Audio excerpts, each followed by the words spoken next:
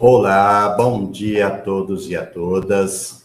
Eu sou Américo Nunes Neto e estarei aqui mediando esse webinário, né? 40 anos de AIDS no mundo, o que fizemos e o que falta fazer.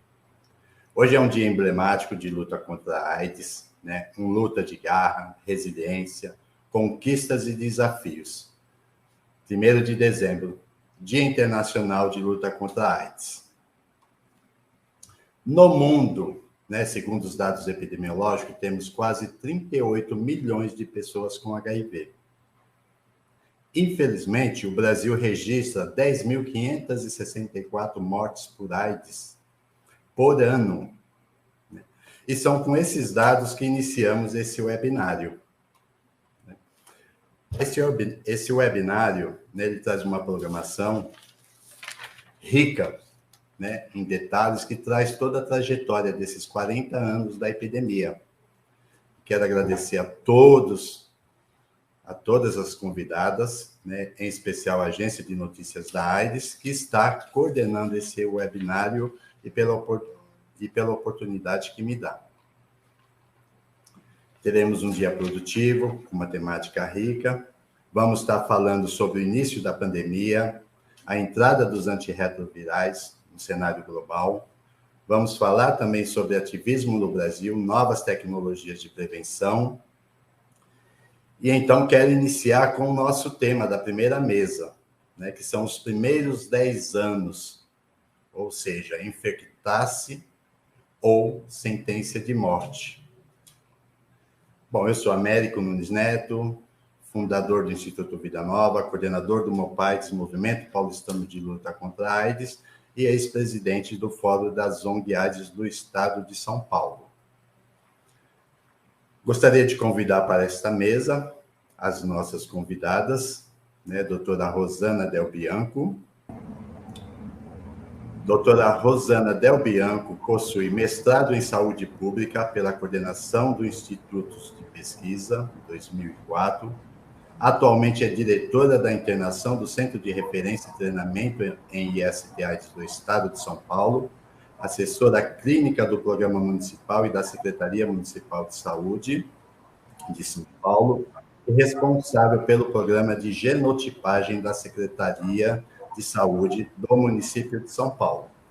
Tem experiência na área de medicina, atuando principalmente nos seguintes temas: sorodiagnóstico, AIDS, síndrome da imunodeficiência adquirida, transmissão vertical de doenças infecciosas e infecção do HIV e cuidados pré-natal. Seja bem-vinda, doutora Rosana Del Bianco. Bom dia a todos. Eu queria agradecer o convite e dizer para vocês que, na realidade, eu sou médica infectologista e trabalho no Hospital Emílio Ribas desde 1981. E eu fui a pessoa que diagnosticou o primeiro caso de AIDS internado lá. E, desde então, eu trabalhei muito tempo no programa estadual, junto com o Paulo Roberto Teixeira, e, posteriormente, fui trabalhar como chefe da unidade de assistência no Ministério da Saúde, com a doutora Lair Guerra Macedo. Eu gostaria sempre de frisar esses nomes, porque são nomes que fizeram parte dessa história que nós estamos vivendo hoje, os seus 40 anos, tá? Já Posso começar, de fato, Américo, ou você quer ir perguntando? Já vamos falar sobre isso, mas eu quero chamar também para compor essa mesa, né, a doutora Marinela Della Negra. Por favor, doutora Marinela. Bom dia, Américo. Eu também gostaria de agradecer o convite para essa data tão importante de 40 anos e, junto com a Rosana, fazer um coro ao hospital a que nós pertencemos. Eu fui médica desde 72 no Instituto de Infectologia Emílio Ribas, era residente, e foi o hospital que atendeu primeiramente os casos de AIDS. E foi o hospital que atendeu os primeiros casos de crianças infectadas. Certo? E também lembrar da doutora Laís Guerra de Macedo, que se a gente tem um programa, a gente tem sempre que lembrar, se temos um programa que nos orgulhamos, esse programa foi certamente pensado e colocado em prática pela doutora Laís Guerra de Macedo. E se nós hoje podemos estar mais tranquilos em termos de infecção, nós devemos a esse programa que ela fez em Brasília. Perfeito, doutora Marinela. Quero acrescentar o perfil, o currículo da senhora, que possui graduação em Medicina pela Faculdade de Ciências Médicas da Santa Casa de São Paulo, em 1971, mestrado em Medicina, esse vai me travar a língua. Gastroenterologia, pelo Instituto Brasileiro dos Estudos e Pesquisas, em 1995. Doutorado em Ciências de Saúde pela Faculdade de Ciências Médicas da Santa Casa de São Paulo, 2004. Atualmente é supervisora de equipe técnica do Instituto de Infectologia Emílio Ribas e professora adjunto da Faculdade de Ciências Médicas da Santa Casa de São Paulo. Tem experiência na área de medicina, com ênfase em doenças infecciosas e parasitárias, atuando principalmente no segmento relacionado a AIDS, HIV, pediatria, HIV-1 e criança. Seja bem-vinda, doutora Marinela. Já vamos falar um pouquinho mais sobre a trajetória da senhora. Obrigada, Américo. Eu, atualmente, estou aposentada, continuo como professora do Emílio Ribas, continuo tendo reuniões com os residentes na segunda-feira, mas, teoricamente, aposentada. Perfeito. Doutora Glória está na sala? Sim, estou aqui. Bom dia. Bom dia, doutora Glória. Seja bem-vinda. Muito obrigada, Américo. 40 anos, né, da epidemia da AIDS. E a doutora Glória Brunetti é médica infectologista, é ativista do Instituto de Infectologia Emílio Ribas, palestrante em temas de saúde e motivacional com apresentação dinâmica e empatia. Possui larga experiência em gestão de equipes, com realização de diversos projetos na área de comunicação e da saúde. Seu trabalho objetivo é mobilizar o melhor de cada pessoa para a realização de seus propósitos. Seja bem-vinda, doutora Glória, mais uma vez. Bom dia, Américo. Primeiro, agradecer imensamente o convite da gente estar aqui hoje. Vocês colocaram muito legal a minha biografia ligada ao LinkedIn, que é uma outra fase minha da comunicação. Eu sou médica infectologista do Emílio Ribas desde 84 e também sou paliativista desde 2010. E também exerço isso dentro do Hospital Emílio Ribas. Sou mestre em neurociências, estudei também HTLV, é um primo do HIV. E a gente sabe que a luta é grande, então, assim, é muito bom a gente estar aqui conversando com a doutora Rosana, a doutora Marinela, que também são ícones dentro da história do HIV, que lembraram bem outras pessoas que foram muito importantes. É muito bom a gente lembrar que a gente tem uma história antes da gente, e a gente está hoje aqui para conversar da história antes da gente, que a gente tem que dar continuidade, é a nossa missão. Perfeitamente, doutora. Registrar a história para pensar estratégias para o futuro, né? A gente não pode esquecer disso. São premissas extremamente importantes, até porque muitas pessoas estão chegando e desconhecem essa história, né? Então, sempre lembrar é fundamental. E aí eu gostaria de chamar as nossas convidadas todas para a sala, que agora a gente inicia essa troca de experiência, de saberes, lições aprendidas. E eu já quero iniciar disparando, né, uma pergunta primordial, né, para todas as convidadas, né? Os primeiros 10 anos, né, da epidemia da AIDS, infectar-se, né? Sentença de morte, era o que a gente recebia na época, né? Eu digo a gente porque Eu vivo com HIV há 33 anos, né? E dentro da expertise de cada uma de vocês, né, eu gostaria de ouvir, né, esse contexto, né, de sentença de morte nesses 10 anos. Né? Não tem uma ordem, fiquem à vontade. Eu posso começar, mesmo porque a Glória foi minha residente. Na realidade, o primeiro caso de AIDS que entrou no hospital foi em 1983. E eu gostaria de salientar que, quando ele entrou com um diagnóstico de febre tifoide, e era um cabeleireiro homossexual que tinha vindo dos Estados Unidos. E justo naquela época tinha saído a história do óbito do Marquito. Sim. Então, a partir daí, esse rapaz entrou na unidade e a gente não sabia, desconfiava da doença, porque, na realidade, o diagnóstico de HIV só saiu em 1985. Então, nós ficamos um período de 2 anos sem saber. A gente achava que tinha essa doença de imunodeficiência, porque tinha sido descrito, porém não tinha achado verdadeiramente o HIV. Não sabia qual era o nome do vírus que estava causando isso, né? Essa doença. Então, a partir daí, eu gosto sempre de colocar ele, porque ele ajudou muito a todo mundo na classe médica, porque ele ficou 3 meses com a gente, ele fez várias infecções oportunistas,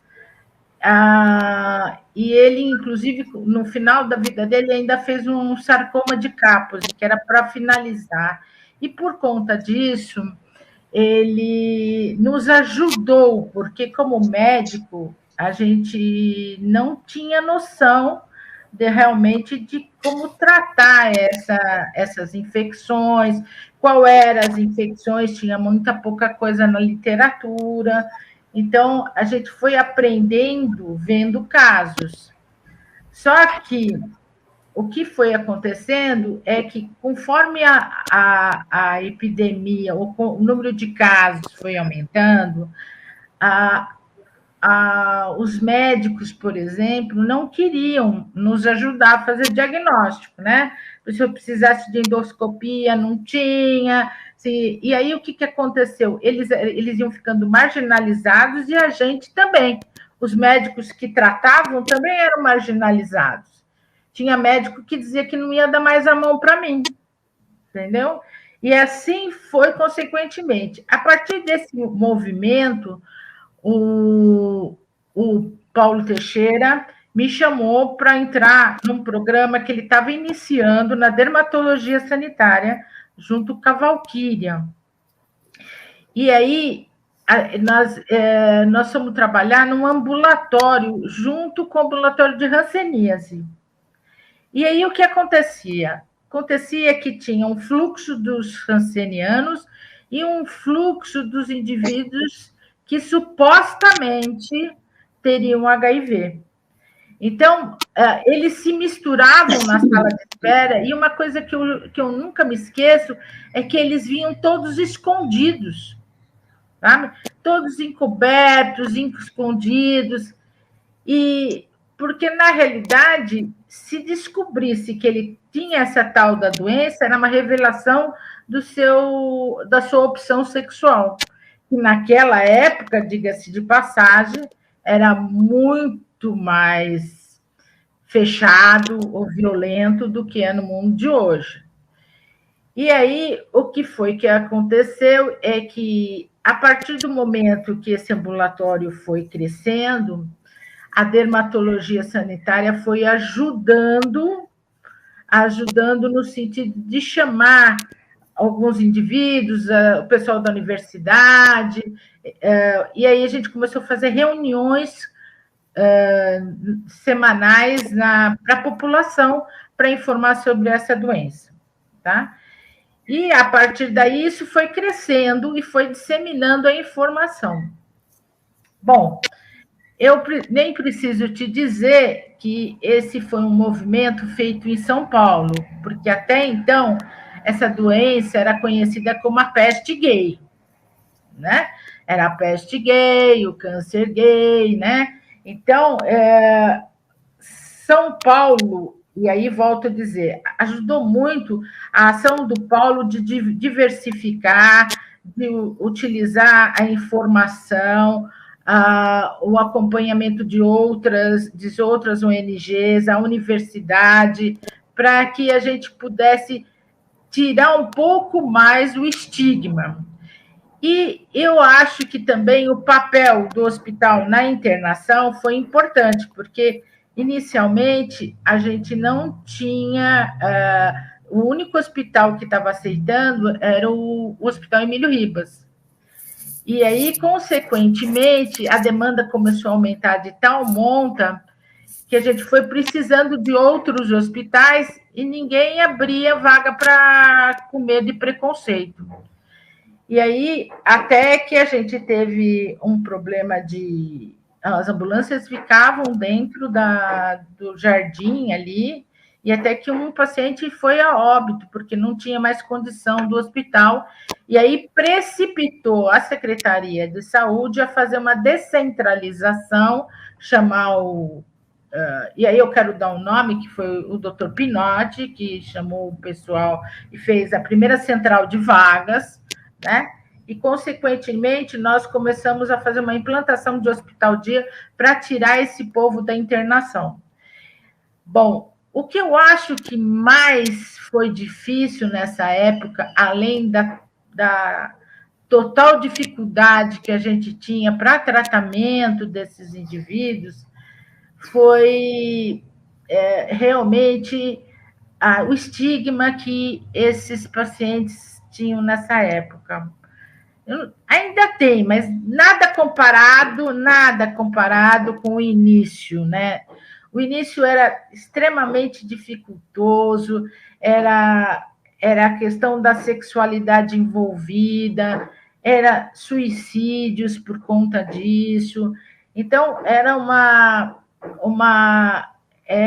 coisa difícil para o profissional lidar e para os pacientes. Então, alguns profissionais até desistiam de trabalhar com a AIDS, né?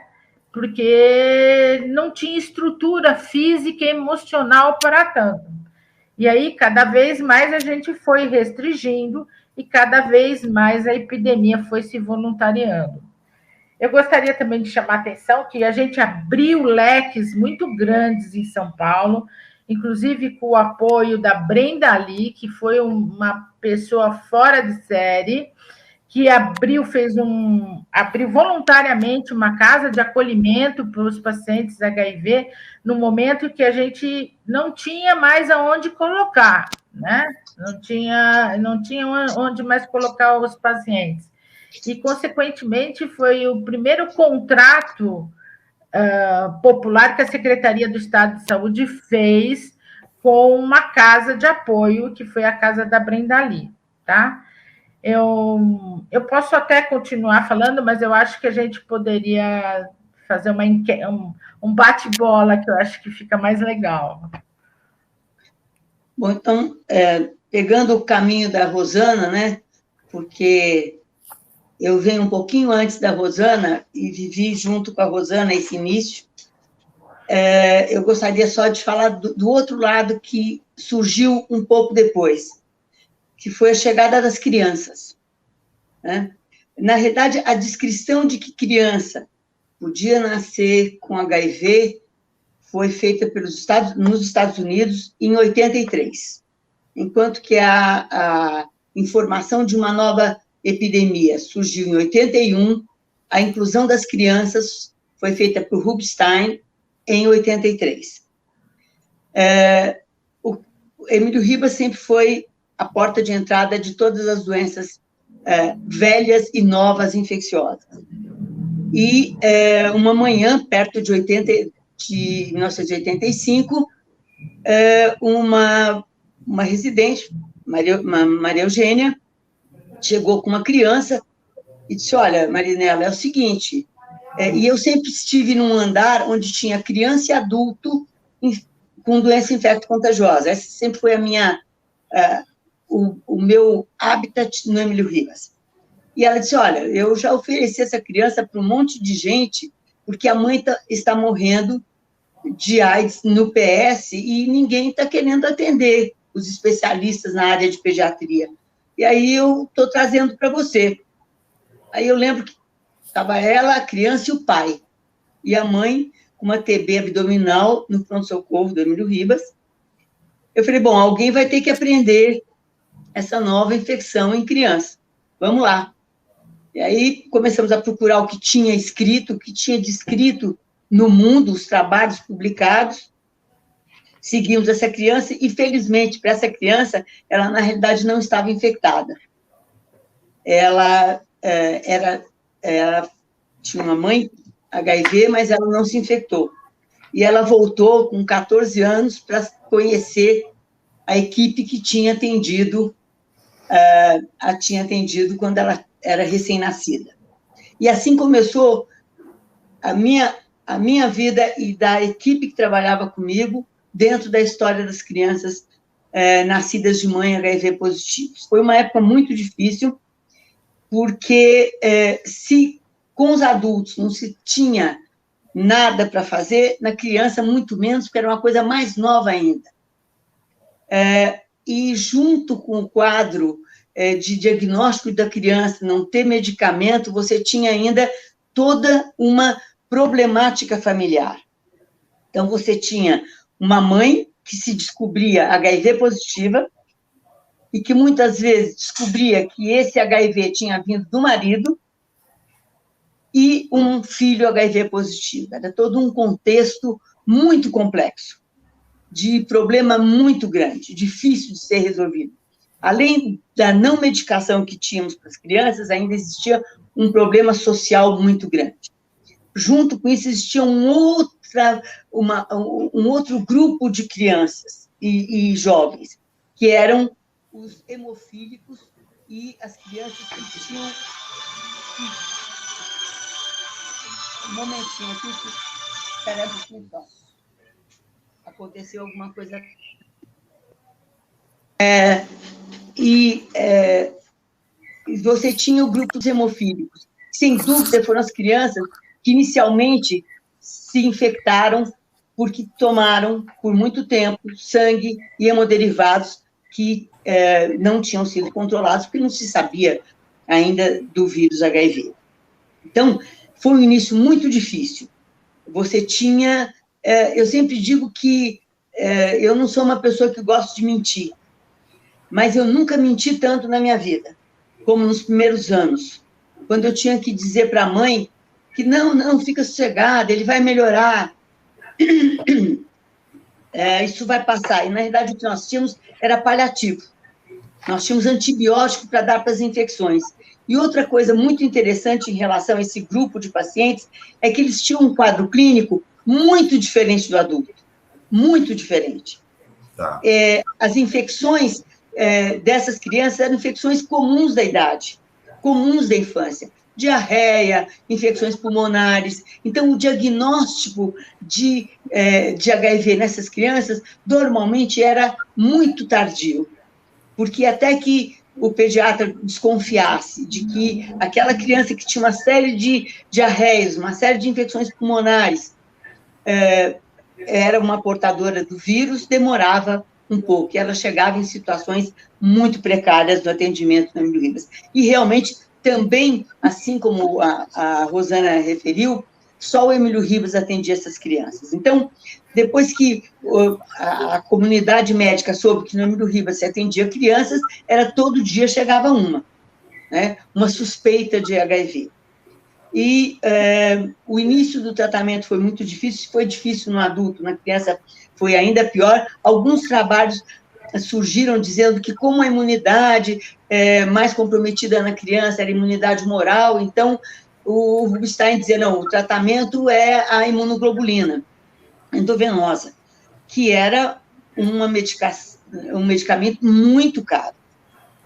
E nós começamos, então, a batalhar para que a secretaria comprasse imunoglobulina. Foi uma briga muito grande, e junto comigo estava o padre Júlio Lancelotti, e saiu, inclusive, na Folha de São Paulo, uma mediquinha e um padreco pedem para que se compre uma medicação muito cara, que era o que o mundo dizia que tínhamos à disposição para que essas crianças não tivessem infecções de repetição.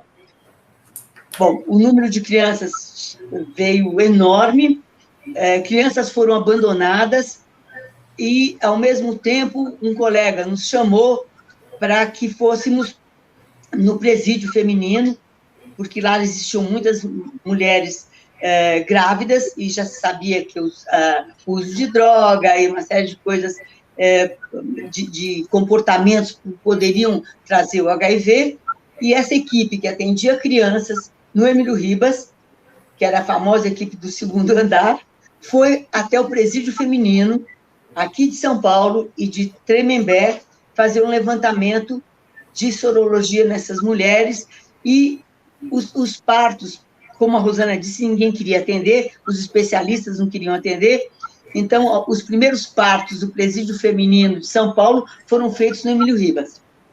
Certo? Sim. E eu vou parar por aqui, depois a gente pode continuar. Então, só para contar que o adulto começou no Emílio Ribas e as crianças também começaram a ser atendidas no Instituto de Infectologia Emílio Ribas.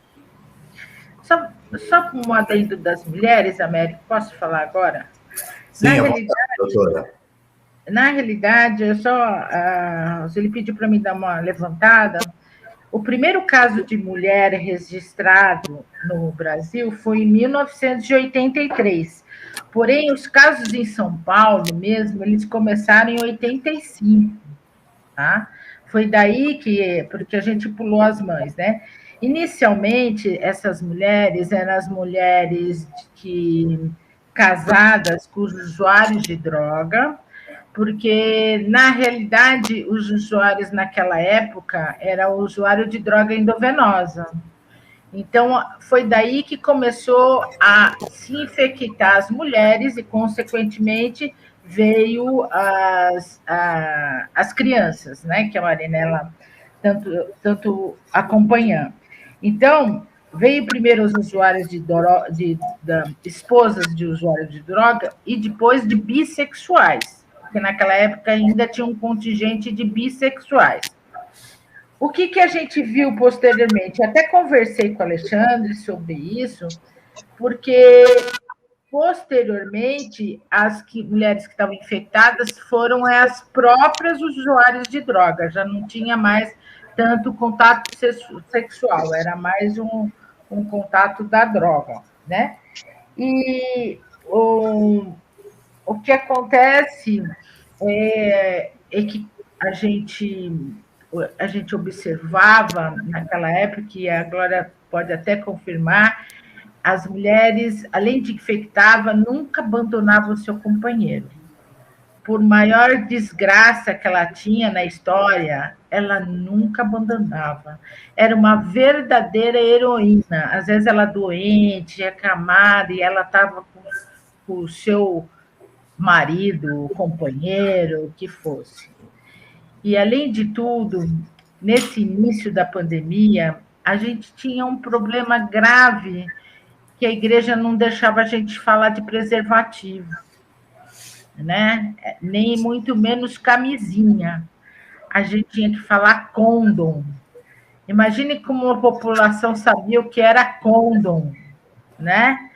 Então, toda vez que a gente ia fazer uma palestra para a população, a gente tinha que tomar cuidado com essas palavras. Então, era um processo educacional pela metade, né? Porque a gente não tinha até a Bia tinha feito uns painéis até de protesto contra isso. E a igreja foi a igreja foi avançando e melhorando até que a gente teve, num período de tempo que agora já não me lembro mais, a gente teve a oportunidade de começar a disseminar o uso do preservativo. Aí, consequentemente, a gente brigou para ter o preservativo, explicar como que usava o preservativo, mais tarde preservativo feminino, né? Então, foi uma sequência de fatos. Na realidade, a gente foi dando tiros para tudo que era lado para tentar segurar a pandemia. E eu acho que os 40 anos têm que lembrar de todas essas dificuldades que a gente teve e essas pessoas principais nesses focos para poder ter avançado para a epidemia estar neste momento. Eu Sim. acho que esse é o movimento mais importante. Então, para assim, só para finalizar, eu queria dizer que em 1984 o programa de AIDS começou na Secretaria de Saúde de São Paulo. Em 1986, o programa começou no Ministério da Saúde. Nós fomos para lá para iniciar o programa brasileiro. Então, São Paulo foi prioritário nessa conduta de combater o vírus, mesmo com um programa inicial. Eram 6 casos de AIDS que a gente tinha quando o programa de São Paulo começou a trabalhar. Okay? Sim. Só lembrando, em 85, chegaram as 2 primeiras crianças, isso no programa de São Paulo. Chegaram no Emílio Ribas as 2 primeiras crianças realmente infectadas, que se fez o diagnóstico de infecção, já com um quadro clínico bem avançado. Eu lembro que a gente não tinha nada, tinha essa discussão de imunoglobulina, que era o que se tinha no mundo. Nós ligamos para um laboratório pedindo imunoglobulina, porque era uma imunoglobulina endovenosa, e a gente falou lá, pediu, e eles, 2 dias depois, mandaram a imunoglobulina, mas numa dosagem que serviria só para um paciente. E nós tínhamos 2. Eu lembro que a gente se reuniu, e a dosagem era alta, que tinha que ser feito. Nós nos reunimos, a equipe, dizemos, o que nós vamos fazer? Não dá para optar. Está chegando amanhã a imunoglobulina, vamos dividir na metade, seja o que Deus quiser. Na noite, um deles faleceu. E nós tivemos a imunoglobulina para o que estava vivo. Esse viveu até os 30 anos, ele faleceu há 4 anos atrás. 5 anos atrás. Certo? Foi aquele que nós pudemos dar imunoglobulina que o laboratório nos deu gratuitamente. Então, era uma batalha muito grande. A Rosana descreveu perfeitamente. Além das usuárias de droga, além das pacientes que tinham parceiros, você tinha o que eu achava muito, muito terrível era você ver uma mulher, ao mesmo tempo, ela tinha 3 diagnósticos. Eu tenho um marido HIV, eu tenho uma criança HIV e eu tenho HIV. Eram 3 diagnósticos, né? Eu tenho, naquela época, se dizia AIDS, né? Certo? Sim. E, junto com isso, o problema social. Quer dizer, como eu peguei esse HIV? Deste meu marido. Então, você tinha todo um contexto muito complexo que nós, infectologistas, tínhamos que lidar no dia a dia. Sim, doutora. Eu gostaria de convidar a doutora Glória, ouvir um pouco a narrativa dela nesses 10 primeiros anos da epidemia, qual era o sentimento, qual era a sensação, minha visão, né? Qual a experiência. Olha, Américo, é muito legal ouvir Marinela e Rosana falando, faz parte da minha história também, né? Quando eu entrei no Emílio Ribas, eu fui fazer infectologia, porque eu tive um caso de febre tifoide no servidor público municipal, e eu achei lindo você ter um paciente, você entrar com tratamento e resolver, dar solução. E aí entrei no enfrentamento do HIV/AIDS, que era uma coisa completamente nova, a gente não conhecia o agente, a gente não conhecia a evolução, não conhecia a história clínica, a gente conhecia a dor, a gente conhecia o sofrimento das pessoas, e a gente tentava de todos os modos, isso dentro do Emílio Ribas, que é o primeiro hospital a acolher qualquer epidemia e é o último a fechar em relação àquilo. É a nossa missão desde 1880. E eu entrei ali enfrentando milhares de dúvidas, mas com milhares de esperanças também. O que a gente via como residente quando a gente chegou? Os óbitos aumentando, a quantidade de óbitos aumentando. Em situações que a gente, por exemplo, chegava de manhã e resolvia ver quem vai cuidar dos óbitos daquele dia, fazer os atestados. Era uma coisa muito dura você dar esperança no meio de tanto sofrimento. E via também, como elas colocaram, os casos novos, né? O que acontecia de novo. Tudo era novo, né? Toda a experiência era uma experiência muito rica. E eu também me lembro dessa senhora que estava lá no pronto-socorro, estava na sala 12, ao lado da sala de emergência, em terminalidade. E a gente, o maior nosso problema é que a gente não tinha dados da família, porque naquele tempo, até as mães, algumas mães não queriam saber do filho, já vinham de conflitos anteriores, e com a doença toda estigmatizada, cheia de preconceito, não queria nem ver o filho mais. A gente tinha, assim, realmente era uma dor muito grande, uma dor social, uma dor emocional muito grande, além da dor física, né? E essa senhora estava lá, assistente social, procurando ver uma relação com a família, porque ela estava grávida, em terminalidade, e uma tarde me chamam, e eu era o residente, e fala o seguinte: olha, o marido daquela senhora está aí. Eu falei, nossa, que bom. Aí fui encontrar o marido da senhora, ele estava embriagado, e falou, olha, eu não vim aqui porque estão me falando que eu tenho que vir, mas eu não posso ficar muito tempo, porque ela tem uma criança em casa. Ela tem uma criança em casa. Eu deixei com a vizinha. Eu falei, como assim ela tem uma criança em casa? É um dado que nós não tínhamos, é um dado novo, né? E eu falei, olha, faz o seguinte, acolhi o senhor, mesmo no estado de embriaguez, a gente conversou, e ele foi até a casa dele, e no dia seguinte ele trouxe essa criança. E essa criança eu levei para o segundo andar, como a Marinela colocou aí, o andar que a gente encaminhava as crianças HIV, com a ideia que tinha que internar, descobrir, porque tudo era novo, essa era a história, tudo era novo, né? E foi um desafio, né? É você olhar aquilo e falar assim, gente, e agora? Será que tem? Essa menina realmente não tinha, não foi positiva depois, mas a gente nunca desistir, nunca deixar de insistir naquilo que a gente acreditava. Eu acho que essa presença humana do médico e da enfermagem, a enfermagem do hospital também muito heroína, né? A Rosana e a Marinela citam as pessoas, a doutora Laí, o Paulo Teixeira, eu trouxe até uns diapositivos, depois tem o Paulo Teixeira lá, fazem parte forte da história. A gente aqui está de passagem, todos nós aqui estamos de passagem. A gente tem que deixar uma história forte também, para quando eles falarem, durante a pandemia, como foi o HIV? Porque as pessoas não podem ser esquecidas, as coisas estão acontecendo. Mas naquela época o que me chamava muita atenção, além de todas as dúvidas médicas, da história natural da doença, como a gente está vendo agora no Covid, né? Os desafios do Covid, uma grande diferença é que o Covid é muito acelerado, o Covid é tudo muito rápido. Na AIDS internava, voltava, enfim, sempre tendo um acolhimento. Isso eu acho muito importante. O nosso programa de AIDS é um dos mais importantes do mundo, não é agora, já era desde o início. Congressos de AIDS que a gente tinha no começo, vocês sabem, Marinela e Rosana, o stand mais legal era sempre o brasileiro, era cheio, era vivo, era um programa raiz mesmo, sabe? E se mantém firme até hoje, né? Com todas as dificuldades que está passando no Brasil, é um programa forte, com um controle muito forte da sociedade. Também é muito importante dizer que a sociedade, depois que se organizou, no começo foi um susto, foi a história ridícula da peste gay, a história ridícula do preconceito, muitas pessoas morreram pelo preconceito, muitas pessoas se mataram pelo preconceito. Pra vocês terem uma ideia, o Emílio Ribas, trocamos as janelas do hospital, botamos janelas com vedação horizontal, para evitar facilitar a queda do paciente. Muitas vezes o paciente se desesperava, porque ele via alguém morrer e falava, será que eu vou morrer como ele? Então, foi um mecanismo que a gente físico para ajudar as pessoas a se manterem vivas.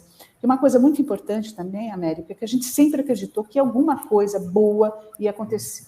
Os antirretrovirais iam chegar, a gente não sabia quando, como, nem onde, mas o mundo estava mobilizado para isso. Então, a meta era manter todo mundo vivo, junto, para quando chegar os antirretrovirais, ele se transformar nisso que é hoje, que é uma doença crônica, vida completamente normal, tem que ter qualidade de vida normal, zero de preconceito, máximo de inclusão possível.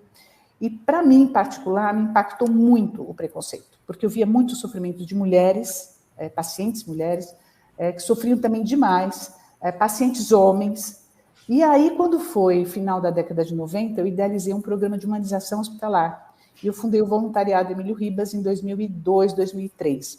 Por que eu fiz isso? Eu via que na sociedade, muita gente queria ajudar e não sabia como. E dentro do hospital, muita gente precisando de ajuda. E não é ajuda imensa, muitas vezes está perto. E aí, o que eu fiz? Coloquei o projeto para ser julgado lá dentro do hospital, para ser aprovado. A gente não faz nada na cabeça da gente. E eu ouvi o seguinte: doutora, você ficou louca. A gente não pode trazer pessoas dentro do hospital de infecciosa, vai dar problema. Falei, olha, gente, se a gente capacitar as pessoas, se a gente der conhecimento para as pessoas, elas vão nos ajudar. Elas vão fazer muita coisa bacana. Acabamos fazendo isso, colocando as pessoas para ser capacitadas, já capacitamos mais de 2.500 pessoas, e hoje ativo, paramos aí na pandemia, 17 de março, nós temos 235 voluntários, em 16 programas de humanização. E entre eles, o que é bacana colocar, pioneiros em massoterapia hospitalar, nós colocamos em 2004, colocamos o Reiki em 2016, Yoga no Leito em 2016, e a Monja Cohen, durante 2 anos, fez meditação com os pacientes, os mais graves. Então, por que eu estou falando isso? Pela integralidade do ser humano. A gente vê a parte médica, todas as dificuldades, as soluções vão aparecendo, vacinas vão chegar, é claro que vão chegar. Está todo mundo investindo, está todo mundo pensando, não é fácil, se fosse fácil já estava aí. Né? Não é, mas a gente acredita nisso. Então, dar essa excelente qualidade de vida é muito importante. Só complementando a história das crianças, as crianças crescem e as crianças tornam-se adolescentes e os adolescentes são rebeldes. A gente sabe, né? Acho que tanto a Marinela quanto a Rosana já enfrentaram bastante isso. A rebeldia de as pessoas falarem, cansei, eu não quero mais, esse vírus não é tão forte quanto eu, veja como eu estou bem, e param de tomar medicação. Simplesmente interrompem para ter uma vida mais livre. Nós todos aqui já fomos adolescentes, que está nos vendo aqui também já foi adolescente. Sabe os impulsos da adolescência, é uma coisa completamente normal. Mas o vírus não perdoa isso. Então, em 2007, começamos um programa chamado Poder Jovem dentro do Hospital Emílio Ribas, através da arte, da cultura, do teatro, estimular, dar um canal de vazão para eles falarem e se manterem aderidos. Isso foi evoluindo. Em 2014, nós fundamos a Fundação Poder Jovem, que é a única fundação de HIV/AIDS no Brasil, ligada a adolescentes que vivem e convivem com HIV. E que isso é muito importante, assim, todas as dificuldades, a gente tem muita dificuldade, eu até brinco assim, olha, criança com câncer, todo mundo ajuda mais fácil. Criança com HIV é muito mais difícil. E é mesmo, a gente tem um apoio nutricional, a gente está lá com leite, 6 latas de leite para criança. Durante a pandemia, nós associamos uma cesta básica, pensando na integralidade. Você precisa pensar como ele vai tomar essa medicação, como essa família está estruturada, coisa que era impensável no começo. Até, como a Rosana colocou, colegas médicos olhavam para mim, família, o que você vai fazer naquele hospital? Você ficou louca, dá plantão lá. Você tá... E se for transmitido por mosquito, HIV? Ninguém sabe. E era uma situação meio irreal, meio louca. Mas acho que o mais importante é isso, acho que a gente sempre teve o medo com coragem. Acho que muito importante é o medo com coragem. O medo é um mecanismo que a gente mede as consequências, é muito importante, mas você tem que ter a coragem de ir além. E eu acho que a gente conhece, e nós 3 aqui, muitos guerreiros no hospital. Enfermagem, auxiliar de enfermagem, o pessoal todo das equipes médicas multi, inclusive cuidados paliativos. Em 1999, o Serviço de Cuidados Paliativos é um serviço que foi idealizado pela doutora Elisa Aires, começou a funcionar, primeiro voluntariamente, depois virou uma comissão do hospital mesmo, um departamento do hospital, e que deu uma assistência muito bacana, profissional. Isso é muito importante, porque cuidados paliativos é uma coisa profissional mesmo. Você tem que entender que doenças crônicas não é só na terminalidade, precisam da assistência de cuidados paliativos.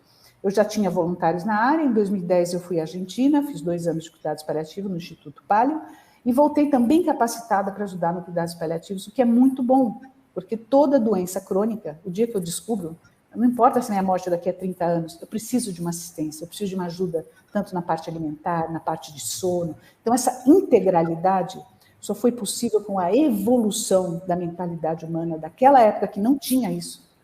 Era preconceito, era medo, era separar, era muito difícil. Era muito difícil para o paciente, para as famílias e para nós, profissionais de saúde. Sim, doutora, é muito rico, né, todas essas informações, né, que as senhoras estão trazendo aqui, e eu quero já, antemão, agradecer mais uma vez aí a todos que estão acompanhando a gente aqui, né, pelo YouTube, e pelo Facebook e outras redes sociais, e tem comentários aqui realmente importantes. E quero dizer também, para quem está chegando agora, que a gente está no webinário 1º de dezembro, Dia Internacional de Luta contra a AIDS, 40 anos de AIDS no mundo, né? O que fizemos e o que falta fazer. Essa é a proposta dessa primeira mesa desse webinário. E eu quero disparar algumas questões aqui importantes para todas vocês. Eu anotei aqui, mas eu acho importante, porque a gente está falando para vários públicos, né? Profissionais de saúde, população em geral. Eu gostaria que alguma das doutoras esclarecesse para o nosso público, né, a diferença entre HIV, entre AIDS, né? Mas quero destacar aqui que o preconceito, né, a gente fala muito sobre o preconceito nas pessoas que vivem com HIV/AIDS. E no relato que vocês estão trazendo, vocês também sofreram muitos preconceitos, né? E a população também precisa saber disso, né? Os profissionais na linha de frente, sem conhecimento, sem estrutura, né? Com pouca informação sobre a doença, também sofrendo preconceito, né? Isso é muito importante, que a população saiba, né, de tudo isso. E aí, eu gostaria de saber qual, né, o sentimento de vocês, né, dessa impotência de receber esse processo de discriminação, de preconceito. Qual era o sentimento que vocês tinham na época? Bom, eu posso contar um preconceito explícito que aconteceu comigo. E o preconceito foi de um médico. O meu pai precisava de uma transfusão sanguínea, porque ele ia sofrer uma cirurgia, e como é um ARH negativo, que é um sangue relativamente difícil, ele ia fazer essa intervenção no hospital privado grande de São Paulo, de nome. E você sabe como é que é pai de médico, acha que a filha, nossa, minha filha é médica. Ele chegou no médico e disse, olha, eu tenho uma filha médica e tal, ela é infecto, trabalha na Emílio Ribas e tal, e ela tem o mesmo sangue que eu, ela pode doar o sangue. Aí ele disse, não, ela não pode, ela é grupo de risco. Como grupo de... Meu pai falou, por que grupo de risco? Não, porque ela trabalha com AIDS, ela cuida de paciente com AIDS. Aí meu pai me falou isso, eu não tive dúvida, né? Você imagina, a Rosana me conhece bem, liguei imediatamente para esse colega, né? Falei, olha, desculpe, aqui quem está falando é fulano de tal, filha do paciente tal, e ele me disse que você falou que eu não podia doar sangue porque eu sou grupo de risco, porque eu sou infecto e trabalho no Emílio Ribas. Ele falou, é isso mesmo. Eu falei, você sabe que você pode ganhar o prêmio Nobel? Você achou uma outra via de infecção do HIV. E, olha, não estava muito no começo, não, já sabia muito bem as formas de transmissão. E, olha, eu acho que você pode se candidatar a prêmio Nobel, certo? Porque você achou uma outra forma de transmissão do HIV. Essa foi um colega que devia, porque trabalhava com sangue, saber muito bem as formas de transmissão, e foi aquilo que a Rosana disse, os 10 ou até os 20 primeiros anos da infecção, encontrar colegas de outra especialidade que nos ajudassem, era muito difícil. Como eu tinha feito maternidade durante a formação do curso, vários partos e cesáreas foram feitos no Emílio Ribas, porque a paciente não conseguia achar uma maternidade para dar luz. Certo? Então, e obviamente que no prédio onde eu morava também era uma coisa meia... eu acho que eles pensavam 2 vezes em tomar o mesmo elevador que eu entrava. É como hoje a Covid, certo? Então, isso aconteceu comigo. Sim. Para a senhora, doutora Rosana, como que foi? Sofreu algum? Mais assim, né? Claro, né? Claro. Claro, principalmente no início, que não se sabia direito, sabia dessa doença fatal, né? Como a Glória falou, era semelhante ao Covid, e aí os próprios profissionais do Emílio Ribas não queriam cuidar disso. Por conta disso, eles eles deram um andar para mim, para que eu ficasse com eles lá, para não misturar os pacientes dentro da enfermaria. Lembra disso? E os residentes também não queriam ficar passando. É mais ou menos o que acontecia, o que está acontecendo agora. Os residentes só tinha AIDS, né? Só tinha AIDS. Então, eu não quero uma formação de AIDS para mim. Eu quero outras patologias. Então, eles não queriam passar no andar que tivesse AIDS. Então, já começava para aí. Além dos próprios profissionais se negaram dentro do hospital a atender os pacientes com AIDS. Então, por isso, nós estamos estigmatizando de tal forma que nasceu o Hospital Emílio Ribas II. Tá? Essa é uma outra parte da história, porque não tinha vazão às outras doenças. Sim, não tinha lugar. Então, não tinha lugar. E como a AIDS é uma doença que tinha períodos prolongados de internação, aí houve uma pressão junto ao secretário, e aí ele alugou aquele hospital Sanitas. Era antigo Sanitas, ali na rua Antônio Carlos. Rua Antônio Carlos. E aí ele alugou lá, e aí o que aconteceu? Aconteceu que o Emílio Ribas triava, e assim, foi do dia para a noite isso. Eles me mandaram para lá, falaram, olha, agora você é responsável por esse hospital. E aí eu fui para lá, e abri o primeiro andar, abri um andar, segundo andar, e quem falou que eu conseguia abrir os outros? Não conseguia. Por quê? Porque a enfermagem tinha medo, né? Porque os auxiliares de enfermagem tinham medo, então eu não tinha profissional de saúde. Eu não conseguia sair do segundo andar, era um andar com 6 andares, eu só conseguia. A única coisa que deu foi os residentes que foram dormir lá para ocupar o espaço. Então, eu não conseguia, não tinha vazão. Aí, a melhora dessa situação se deu quando o secretário resolveu dar um incentivo monetário para as pessoas que fossem trabalhar com AIDS. Então, este foi a grande saída para que a gente tivesse a abertura daquele hospital. Então, foi assim o nascimento do primeiro hospital de AIDS. Com o tempo, a gente achou que devia misturar. Então, ia leptospirose, hepatite, junto no Hospital Emílio Ribas II. Só que ele não existia, né? Na realidade, ele não existia. Então, o que acontecia? Quando a gente punha uma leptospirose lá, que é uma doença rápida, ele saía com o rótulo de AIDS. Então, não dava certo isso.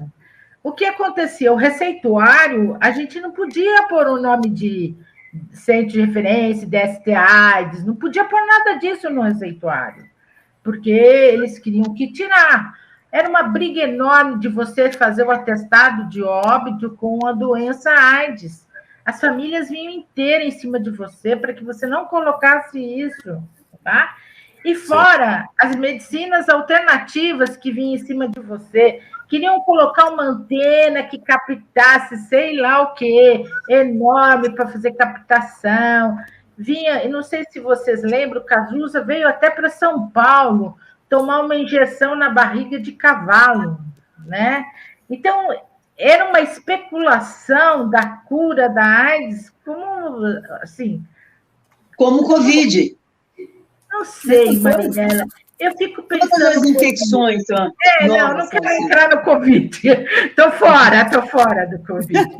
Porque o COVID com HIV teve poucos casos, teve muitos benefícios, então não quero me misturar essa... Não, eu estou dizendo de invenção de medicamento.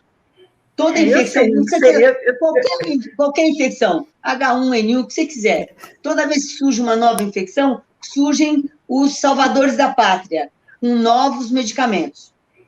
A diferença é que eu acho que, como a doença era muito estigmatizante, menos gente pôs a mão, diferente do Covid. Sim, tá? sim, Isso, sim. A luta isso mundial, né, Rosana? Uma luta mundial, o foco inteiro foi em cima do Covid. O mundo inteiro foi para o Covid. Na HIV, não. Não, e você viu que ortopedista medica na live a Covid e a AIDS, não. Ninguém punha a mão, entendeu? Então, Exato. acho que o preconceito e o estigma, nesse momento, fez um benefício para que não ficasse tomando tanta bobagem pela vida. Até porque... Acho que eu vou pegar a continuidade da Rosana para falar aí o meu sentimento. Vou falar de 88, eu fui da primeira turma de médicos do Hospital Dia, aí do hospital que ela está referindo de AIDS, né, ali na Rua Antônio Carlos, né? E também tudo muito rico em experiência, tudo novo, né? A gente fazia as quimioterapias, os sarcomas de Kaposi, enfim. Mas eu vou contar o caso de um paciente só, eu vou dar um nome fictício aqui de Mário, só para a gente chamar como nome de pessoa, não é Mário. E ele chegou com falta de ar, subiu no andar, era meu paciente de hospital dia, e falou, doutor, eu estou com muita falta de ar, muita falta de ar. Aí examina daqui, fiz o diagnóstico, pensei em pneumocitose, coloquei no leito, oxigênio, liguei o soro, comecei a tratar, não tinha vaga lá, como a Rosana falou, vivia lotado. E a gente pediu ambulância para transferir para o Emílio Ribas, fiz tudo que era dentro do protocolo, tá? Uma médica jovem fazendo e tal, e fiquei aguardando. E eu, agoniada, médico pode não aparecer nas ações, mas a gente fica nervoso. Eu queria o melhor para ele, a gente já era amigo, a gente estava muito perto. E aí eu não tinha o que fazer com a minha mão. Eu estava do lado dele, eu peguei a mão dele e comecei a acariciar a mão dele. Segurei a mão e comecei a fazer assim. Segurei firme na mão. E passou, aí chegou a ambulância, ele foi, eu falei, olha, estou te esperando, hein? Você vai e volta rapidinho que eu quero continuar seu tratamento aqui. Passaram algumas semanas, né? E ele volta um pouco mais magro, volta bem, um pouquinho despedido, mas estava bem, estava compensado, equilibrado, né? Vamos dizer assim. E aí ele veio me agradecer, sentando, ai, doutor, queria muito agradecer o seu atendimento aquele dia. E eu, né, como todo bom médico jovem, estou achando que o atendimento foi a rapidez, foi o soro, foi a ambulância, foi tudo aquilo, né? Eu falei, imagina, já é um protocolo, a gente segue, a gente tem todo um serviço funcionando muito bem. Ele falou, não é isso que eu estou falando. Eu estou falando de quando você pegou na minha mão. Eu tinha certeza que eu ia morrer. Quando você segurou na minha mão, eu tive certeza que eu não ia. Bom, não precisa dizer que eu quase chorei dentro da sala com ele, né? Aquela coisa que te abala. E que agora a gente não tocando no Covid, né, Rosana, mas pensando as tantas terminalidades que aconteceram onde ninguém pôde tocar na mão. Então, esse preconceito que tinha lá de afastar, de não poder tocar, não poder acarinhar, muitas vezes pelo preconceito, e o preconceito é fortemente arraigado à ignorância. O preconceito vem da ignorância. Quando você tira o fato, põe luz no fato, uma grande maioria deixa de ser preconceituoso. Alguns vão reticentes, mas a grande maioria sai disso. E um outro preconceito muito importante, isso foi no Hospital Emílio Ribas, uma senhora com 4 filhos, perdeu o marido, aí não sabia o que o marido tinha, talvez um infarto, um AVC, ela não sabia, fizeram o teste, o marido era positivo, e falaram para ela, olha, talvez você seja positiva, é melhor você fazer o teste. 4 filhos, ela foi fazer o teste e ela era positiva. E aí ela veio daquele primeiro acolhimento, chorando, enfim. E aí ela falou, doutora, estou com uma situação muito ruim, porque a família do meu marido e a minha família, escuta o que eu vou falar agora, olha a seriedade dessa história, eu sempre lembro todo Natal, tá? Elas não me aceitam nem no Natal. A família do meu marido acha que fui eu que passei para ele. Ele era usuário de droga, não eu. Mas eles dizem que sou eu. E a minha família acha que eu não devia ter casado com ele, que me avisou que ele tinha problema. Então eu não tenho mais família. Minha família são só meus 4 filhos que a gente passa o Natal junto. Essa mulher ficou bem, tomou medicação, os filhos cresceram, fez uma família lindíssima, mas construída em cima de muita dor e muito preconceito. Mesmo, real, bem tocável. Sim. Só lembrando, Américo, o segredo foi o que foi a linha mestra dos primeiros anos. Essas famílias que tinham crianças ou que eram positivas, não, mas que ninguém da família sabia, porque eram estigmatizados. E outra coisa que eu acho que é importante, quando a gente fala em pandemias diferentes, 40 anos atrás, inclusive a ciência demorava mais tempo para descobrir que agente que era aquele, quais as formas de transmissão, do que as de hoje. Então, o tempo de estigma de um para outro é diferente, porque a ciência mudou muito. Então, naquela época, se levou 10 anos para que o corpo médico entendesse que ele não estava em risco, certo? Hoje, nas epidemias mais modernas, rapidamente se sabe do agente, o RNA, o DNA inteiro, como é que ele se multiplica, o spike. Então, tem diferença isso também. Sim, tem muitas diferenças, né? E aí eu não quero jogar mais fogo, né, nessa fogueira, mas relacionar, né? São duas epidemias que realmente impactou no mundo, né? Mas a AIDS, ela traz uma questão que está ligada à sexualidade das pessoas, né? E aí o estigma, ele é muito maior, né? Muito maior. Né? As duas têm a sua importância, né, nos avanços das tecnologias, né, ceifaram aí milhões de vidas, mas a AIDS, o preconceito, o estigma ainda é muito maior. Né? E aí, o que a gente não quis trazer no momento que surge a Covid, né, a estigmação, aí já começa a falar novamente em grupo de risco, e aí a sociedade civil já começa a combater. Não vamos falar sobre grupo de risco, né? Mas aí, voltando aqui para a nossa mesa, né, 10 anos, né, diagnóstico de morte, e aí eu quero... Bom, eu tenho uma questão aqui da Fátima Rocha, que ela está ansiosa, que ela já colocou até interrogação, né? Obrigado pelas perguntas, pelas observações, mas a Fátima gostaria de ouvir um pouco de vocês sobre a questão da AIDS na atenção básica relacionada à rede municipal especializada em ST-AIDS. Né? Ela faz esse questionamento, logo mais a gente vai estar respondendo. Tá bom, Fátima? Mas nesse ensejo, eu gostaria de perguntar para as doutoras, né?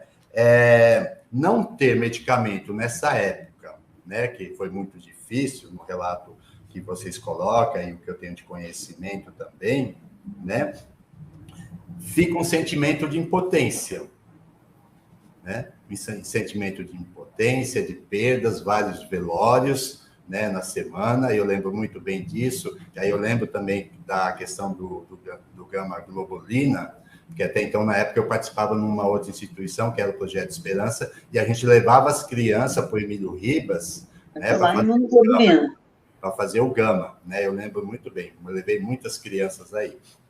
E a gente está falando de uma instituição, que é o Emílio Ribas, que é referência na América Latina, maior, né, na especialidade de doenças infecto-contagiosas, né? Ou seja, essa história do Emílio Ribas é fundamental, e as pessoas precisam saber, né, ter conhecimento de toda essa trajetória. E aí eu faço a seguinte pergunta para vocês: qual foi o sentimento de vocês quando surgem os primeiros antirretrovirais? Bom, alívio. Bom, o primeiro antirretroviral que apareceu foi o AZT. Inicialmente, esse AZT era para estudo, né? Então, os pacientes que... A gente tentou alguns pacientes que eles entrassem no estudo, mas aí eles queriam vender, se não me engano, era $800 o frasco, e eu me lembro que um paciente chegou a vender uma fazenda para comprar o AZT. Então, naquela época, a gente dava uma dose tão alta, que eles tinham muita anemia, era difícil, tá? Então, era uma faca com duas pontas mesmo, né? A gente estava tentando melhorar a vida deles, mas, consequentemente, o efeito colateral do AZT era muito alto. Eu acho que a gente só amenizou mesmo quando entrou o primeiro inibidor de protease, que foi o saquinavir, o primeiro deles, mas o Gold, o melhor, foi o indinavir. Foi esse, sim, que trouxe o diferencial na queda da viremia, na recuperação da imunidade, né? Foi este o melhor período que nós tivemos. Eu tenho paciente até hoje que tomou AZT monoterapia, tomou todos os remédios que veio, o D4T, que deixava as bochechas caídas, né? Tomou todo D4T com DDI em jejum, o indinavir, que precisava do jejum com DDI. Quer dizer, essas pessoas que tomaram e sobreviveram são realmente os heróis, porque eles passaram os piores efeitos colaterais, além da briga que o médico sempre tem. Tem que ter adesão, não é assim? Tem que tomar o remédio. Ah, mas não tem que tomar o remédio, né? Então, é assim. Então, a gente passou dificuldades muito grandes. Agora, nós falamos em 2 comprimidos, 1 comprimido só, né? Hoje nós vivemos num paraíso, né? A diferença de hoje é um paraíso. Mas a luta foi a entrada do remédio. E a luta maior também foi a entrada do CD4 da carga viral. A OMS, eu me lembro, teve uma reunião, a OMS não queria que a gente fizesse CD4, queria que a gente fizesse só hemograma. E a gente queria lutar para fazer o CD4 para poder dar o medicamento para eles, dar entrada no remédio. Mas foi a época que mais difícil, que a gente lutou muito, até chegar hoje ao que tem hoje em dia. Então, a gente teve que... Tudo foi uma luta, tudo foi uma batalha, né? A gente foi conquistando passo a passo, mas com muita gente atrás. Não é só eu, não é a Marinela, nem a Glória. Teve muita gente que nos ajudou. E eu tenho que dar a mão à palmatória aqui às ONGs, o GAPA, né? A Brenda. Esse povo fez uma diferença brutal. Foi o avanço nas várias linhas que faz com que a gente tenha um programa com efetividade que tem hoje. Só lembrando, você se lembra bem, Américo, que você levava as crianças para tomar imunoglobulina? Então, você imagina que a criança, todo mês, nas mais variadas idades, tinha que ir para Emílio Ribas ficar 4 horas tomando uma imunoglobulina. Você conhece isso muito bem. Sim. E eu acho que a gente tem que lembrar de várias pessoas, a Glória falou dos funcionários, e aí, quando a gente fala de remédio, também tem que lembrar disso. Realmente, o trabalho com esses funcionários foi muito importante, e outros grupos. Você lembra dos doutores da alegria, que iam lá para poder deixar essas crianças mais tranquilas durante 4 horas de infusão de imunoglobulina? Sim. Também esse grupo foi muito importante. E em relação a medicamento, se o medicamento para adulto, até hoje, certo? O gap, a diferença do tempo entre liberação de um medicamento para adulto e para criança, hoje tem menos tempo, 1 a 2 anos. Naquela época era muito mais. E quando foi liberado o AZT, que a Rosana estava dizendo dos estudos, você imagina que era década de 90 e a gente não tinha nada para criança. Só que a gente tinha um farmacêutico chamado Jorge, certo? Que era um parceiraço. Acho que vocês devem ter chegado a pegar medicamento feito pelo Jorge. Nós chegamos no Jorge e falamos, Jorge, o AZT está funcionando em adulto, né? Será que não... Imagina, ninguém imaginava em produzir AZT para criança. Nem passava na cabeça de ninguém. A população era menor, uma série de questões envolvidas. Aí, Jorge, dá para você fazer isso? Eu falei, Marinela, vou tentar. E conseguiu fazer uma formulação líquida de AZT, e, obviamente, não tinha dosagem, a gente fazia uma regra de 3, né, Rosana? Quantas vezes, né? Se um adulto de 40 quilos toma tanto, uma criança de 5 quilos vai tomar tanto. Só que esse produto que o farmacêutico do Emílio produzia não tinha grande estabilidade. Ele sabia, dizia, olha, Marinela, a família vai ter que vir semanalmente pegar isso e deixar na geladeira. Provavelmente, Américo, você deve ter levado uns frascos desses lá para o serviço, certo? Que pegava lá na farmácia, geladinho, você deixava na geladeira e, olha, vários adolescentes que hoje a associação subsidia na universidade tomaram AZT do Jorge, certo? Sim. Então, na realidade, muita gente. O corpo de funcionários do Emílio Ribas e certamente vai ser muito importante em todos os quadros infecciosos que surgem no Estado, certo? Então, esse farmacêutico é responsável por vários jovens vivos hoje, certo? Que provavelmente o AZT não funcionou em muita gente, mas funcionou em alguém. É o que a Rosana falou. a criança começou tomando o AZT que o Jorge produzia, porque não tinha internacionalmente, certo? Depois o DDI, a diferença de tempo de liberação de um remédio, porque isso é correto. Você faz estudos em adultos, depois que você tem segurança, toxicidade, aí que você vai fazer na criança. Hoje, felizmente, esse período é mais curto, mas ainda continua tendo uma diferença de tempo.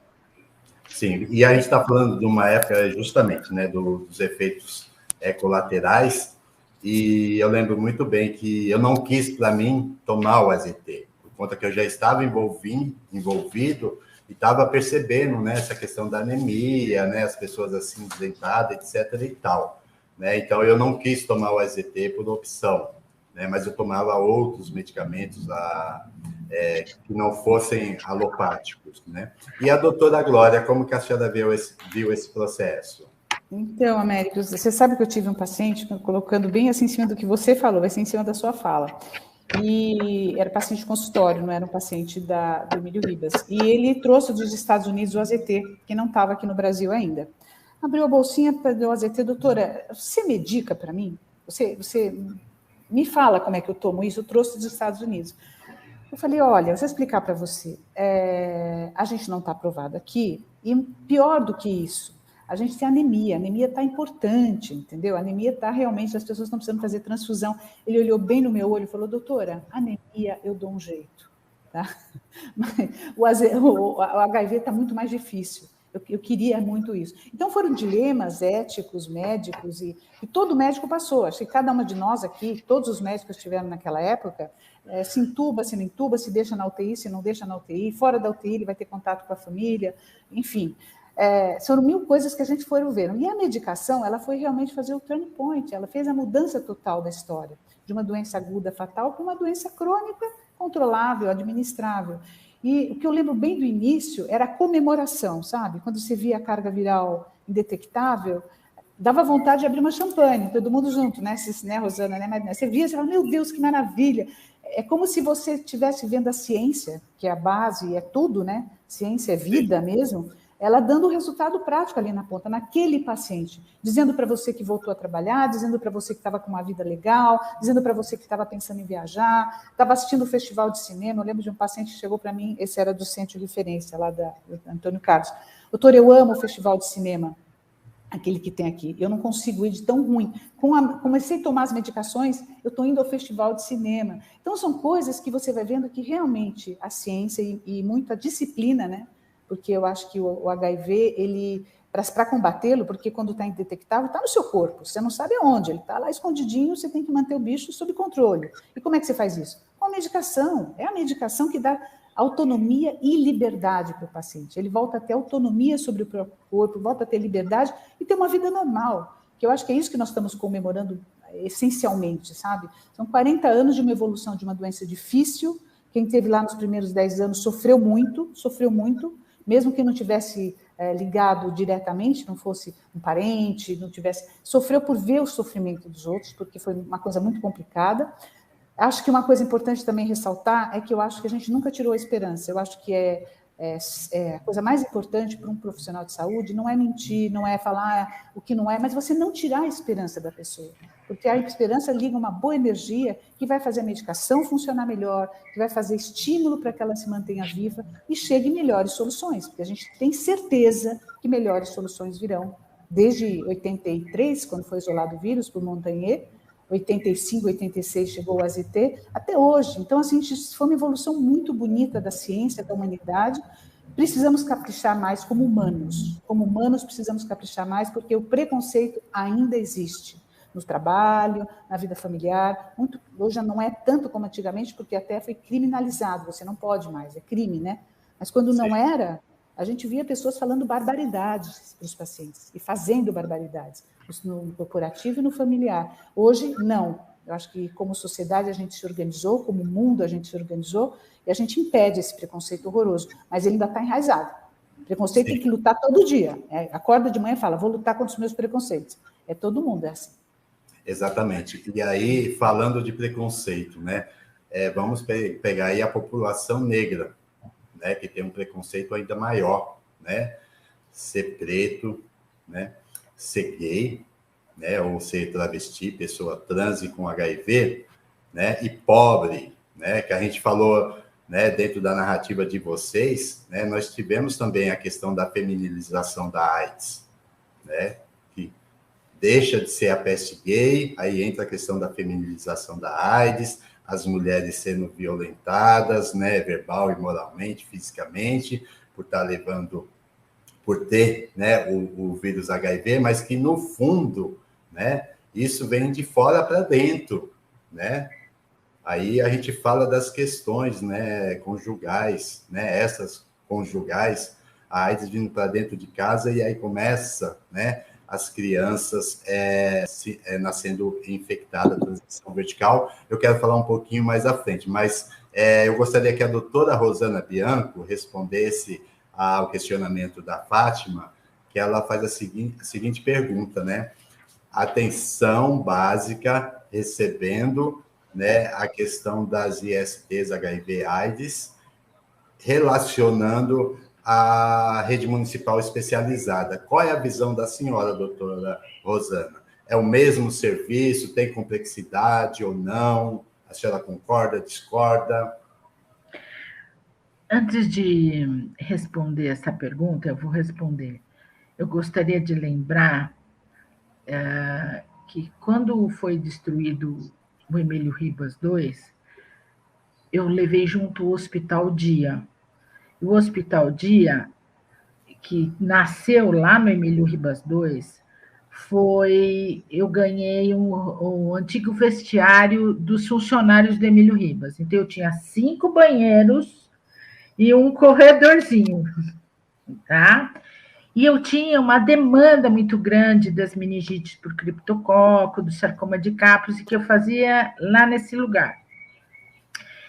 Eu ganhei 2 presentes, uma auxiliar de enfermagem, uma atendente, que naquele tempo era atendente, eram 2 funcionárias que foram realmente as maiores humanistas que eu já vi.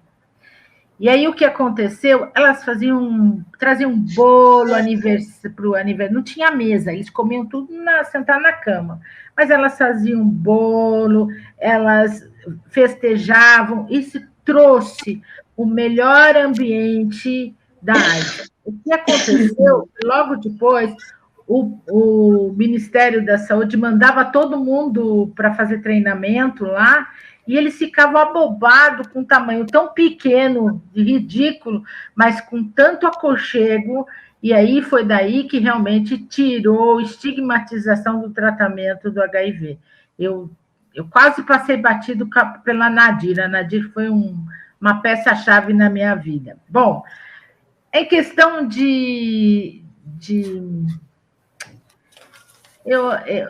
se eu pudesse tratar todo mundo na rede especializada e deixasse só o diagnóstico para a rede básica, eu acho que seria melhor, né? No sentido de a gente dar uma assistência melhor. Mas com a situação que a gente vive hoje, né, de poucos recursos humanos, cada vez mais, né, de minoria, eu não sei se a gente conseguiria. A única coisa que talvez pudesse fortalecer é dar treinamentos e suportes. Eu sempre pensei assim, se você, cada área onde tem um serviço de assistência especializada, tem que dar todo o suporte para as unidades básicas locais. Aí sim, quer dizer, o suporte técnico, o suporte educacional. Então, assim, a partir do momento que eu fecho esses núcleos, sendo o centro especializado, a matriz maior, eu acho que eu consigo dar uma assistência e uma prestação melhor de atendimento. Não sei se eu respondi. Sim, perfeitamente, doutora Rosana. Bom, nós temos ainda 15 minutinhos, mas eu quero fazer uma referência, né, até a live que aconteceu ontem, que foi ministrada pela Agência de Notícias da AIDS.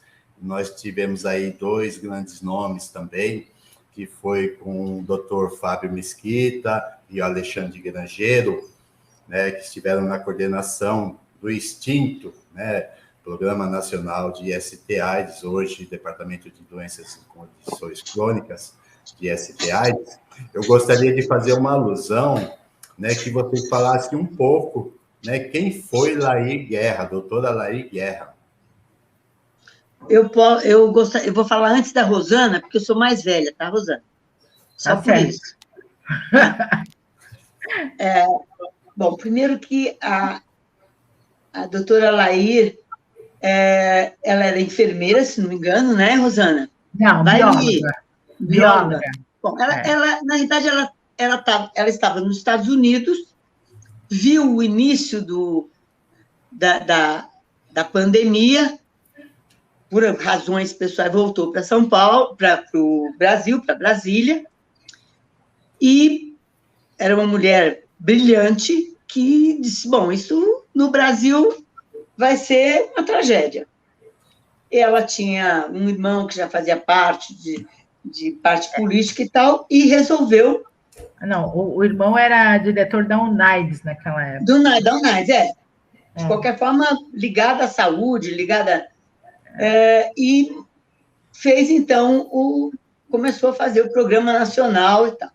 O que eu lembro muito da Lair, que era uma mulher incrível, aonde ela foi buscar pessoas para trabalhar com ela em Brasília? Ela foi para um lugar onde já tinha alguma coisa, que era São Paulo, né, Rosana? Eu lembro que ela foi para Emílio Ribas e foi falar comigo que o que ela fez? Ela dividiu o Brasil em macro-regiões.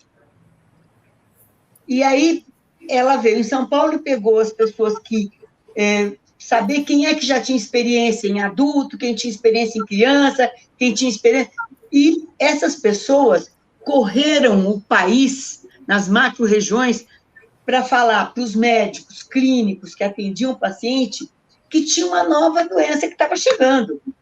E como é que se fazia o diagnóstico, como é que se suspeitava, né? Eu lembro que eu fiquei em hotel de beira de estrada por causa dessas macro-regiões, e a Rosana deve ter ficado também, né, Rosana? Certo? Mas, na realidade, ela rapidamente, pelo menos, informou um país que é continental de que alguma coisa estava surgindo, né? Com essas pessoas dentro estavam sempre em dia com o que estava saindo, então essas informações eram dadas para o país inteiro, dividido em macro-regiões, e sempre sendo refeito, com tudo que surgia de novo e tal. E fez um departamento lá, que era um departamento que tinha hora para entrar, mas não tinha hora para sair, segundo o que eu via quando eu era chamada para lá. E tinha o pessoal que trabalhava lá, como a Rosana, que foi trabalhar no departamento. E não tinha hora para sair, né, Rosana? Só para entrar. Ela foi uma visionária. Visionária, né? Totalmente. E ela teve a ajuda do irmão, ela começou a trazer verba internacional, né? Exato. E ela aí, com essa verba internacional, foi aí dividido o país, e, consequentemente, nós fomos fazer o treinamento no todo o país. Essa verba foi extremamente importante, foi ela que conseguiu, ela batalhou, ela conseguiu, e ela se armou, não de muitas pessoas no programa, tá? Mas de pessoas que eram competentes, né? O Loures, que está na coisa, o Paulo Teixeira também foi para lá, o Fábio Mesquita, então ela dividiu, o Fábio era para droga, eu fazia a parte de terapia de drogas antirretrovirais, montei este programa da fichinha até hoje utilizada para controle junto com o Tuyoshi, que era um médico farmacêutico, também faleceu. Então, ela pegou o Pedro Schecker na área de pneumologia, pegou o Euclides, que era professor também, como um Haddock, entendeu? Então, ela foi pegando pessoas chaves para montar um programa, não engordativo como está atualmente, mas um programa enxuto, mas que as pessoas tinham ideias e efetividade. Eu, quando fiquei lá como chefe da unidade de assistência, ela me deu todo o apoio e mandou eu fazer a assistência domiciliar terapêutica no paciente com AIDS.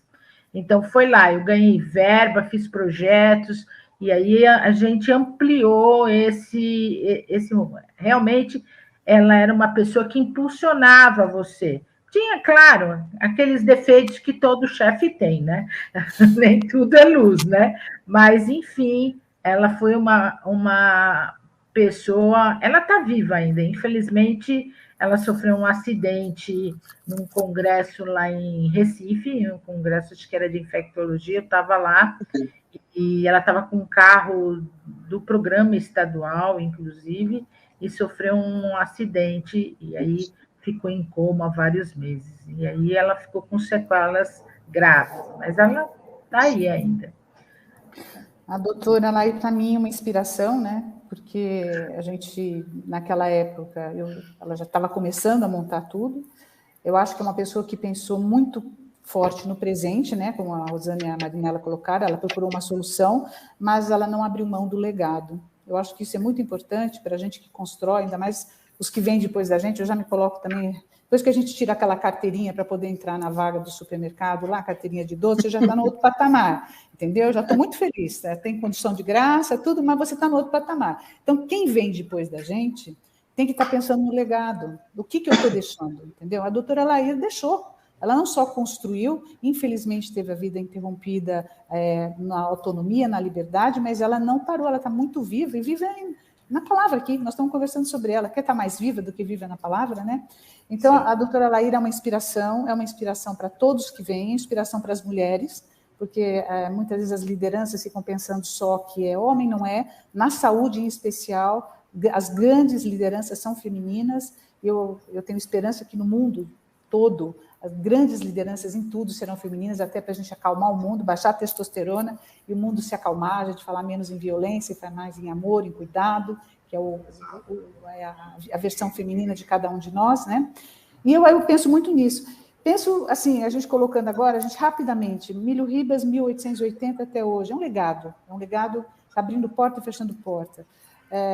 O Centro de Referência à AIDS, que eu tive o prazer de estar lá em 1988, ali pertinho da Frecaneca, na Antônio Carlos, é um legado que esse programa estadual é um legado. O nosso Ministério da Saúde, no Departamento HIV/AIDS, que às vezes uma semente ela fica fechadinha para regerminar, né? As coisas às vezes são tempo de a gente fechar para crescer e regerminar. Eu acho que a gente vai voltar a ter todo aquele painel que a gente tinha, aquela beleza de site, né? Porque a gente se alimenta do site do Ministério. Eu tenho tido muitas dificuldades, está mais difícil hoje a gente se alimentar dos dados, né? Mas a gente vai voltar a ter tudo aquilo porque nós somos muito fortes, o brasileiro, nós todos, né? E na saúde, nós mulheres, um exemplo aí da doutora Laíra, eu acho que é uma coisa muito importante para nós, um grande legado. Perfeito. Se me permite chamá-las de meninas... Adorando. Eu estou adorando. Adorei. Olha, está sendo assim um prazer, muito, muito, muito imenso mesmo, né? Eu considero vocês 3 ícones, né? E na presença de vocês 3, quero externar aí os nossos agradecimentos a todos os profissionais que participaram desse processo, que participam, né? Que vestem a camisa mesmo do nosso Sistema Único de Saúde, pensando na humanidade. E para a gente encerrar, apenas em uma palavra para cada uma de vocês, 40 anos da epidemia de AIDS. Américo, deixa eu colocar só uma coisinha para você. Eu tinha enviado um PowerPoint com capas de revista da época. São 2 ou 3 slides. Não sei se conseguiu colocar, se o técnico conseguiu subir. Revistas Veja da época, mostrando essa trajetória que a gente está falando, porque a agência AIDS é um expoente mídia, né? Então, mídia relacionada à nossa área. Aí eu garimpei esse material, não sei se vai conseguir aqui agora, passei isso para ele ontem. Será que consegue? Vê se você consegue colocar. Vamos ver que a nossa parte técnica super atenta. Nossa, o pessoal muito bom, muito bom, muito bom. Exato, temos um status perfeito. Isso, pode dar primeiro slide, que as meninas vão adorar. As meninas, já estou chamando de meninas também. Olha quem está aqui na Veja, aqui embaixo, Paulo Teixeira. falando que está muito preocupado, a reportagem é sobre isso, ele está falando que ele está muito preocupado, porque estamos com 120 casos no estado, 120 casos, né? Aí vocês estão vendo aqui, esse do lado, é o exponencial de casos novos, né? Pode passar próximo, 84. 88, nós temos essa revista Veja falando assim, AIDS, olha a capa, olha a força da capa. AIDS, os que vão morrer contam sua história, sua agonia. Isso tudo é dentro do Hospital Emílio Ribas. Essa reportagem inteira, várias páginas, foram feitas dentro do Hospital Emílio Ribas com os profissionais e os pacientes. Veja 96, olha o que você falou, chegou a medicação. Olha como a própria mídia vai sinalizando isso. Veja, AIDS, mais perto da cura. Isso já eram as medicações que já estavam fazendo efeito. Pode passar. Aqui o duplo preconceito, né? Sandra Breia, que foi uma paciente, que também acabou, era uma... Sandra Breia, para quem não conhece, os mais jovinhos, assim, de 30 menos, talvez não lembre quem é Sandra Breia. Ela é uma mulher muito linda, muito sensual, muito bonita da nossa época. É como se fosse a beleza de uma Juliana Paz, uma mulher sensual, cheia de vida, né? Contraiu HIV e morreu absolutamente isolada, sozinha, o preconceito, todo mundo falando, porque era mulher. Além de tudo, era mulher, era artista, né? Querendo culpabilizar a pessoa, né? Isso é uma coisa muito importante em doença, a gente nunca culpabilizar o paciente por nada, né? E o último slide, o penúltimo, na realidade, esse aí é sobre as crianças HIV, e quando elas chegaram na escola, a Marinela lembra bem da menina Sheila, lá no Emílio Ribas, chegou a morar lá, foi adotada por profissionais de saúde, e não deixaram ela cursar a escola. A mãe entrou com o processo, juntou, na época, era o professor Mário Sérgio Cortella, o secretário municipal, e a Sheila conseguiu cursar o Colégio São Luís, que abriu as portas. Essa menina cursou ainda 2, 3 meses antes de falecer. Foi uma luta muito importante. A partir daí, teve uma lei municipal que proíbe qualquer restrição para as crianças HIV de cursarem as escolas municipais de São Paulo. Isso tudo se ampliou. Então, as aberturas são difíceis. Pode passar, acho que é o último agora. Isso, pode passar mais um, que aparece tudo logo para a gente terminar. Mais um.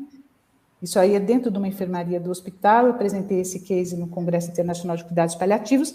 Esse menininho pequenininho, mirradinho, tem 16 anos aí. Ele faleceu 2 semanas depois de pintar esse quadro. E a gente descobriu um artista em 2 meses. A gente não sabia que ele pintava.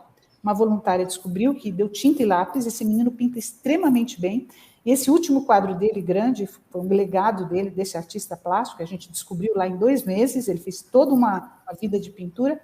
Ele colocou ele clinicamente, entendeu? Com a cara de adulto que ele nunca teve, ele era impúbere, mesmo tendo 16, 17 anos, pela própria doença. Botou as olheiras, porque ele tinha uma diarreia crônica. Enfim, eu sempre coloco a arte, porque eu acho importante a arte, porque ela dá significado para a vida. Eu acho que a gente, nessas situações todas que a gente enfrenta, desde lá atrás, a varíola, tudo que aconteceu, até o nosso Covid aqui, a gente tem que estar pensando nisso, ser maior, pensar na arte, pensar na vida. Desculpa roubar esse tempinho aí. Muito obrigada. Imagina, doutora, são imagens importantes. Agora, em uma palavra, 40 anos da epidemia da AIDS, o que falta ser feito?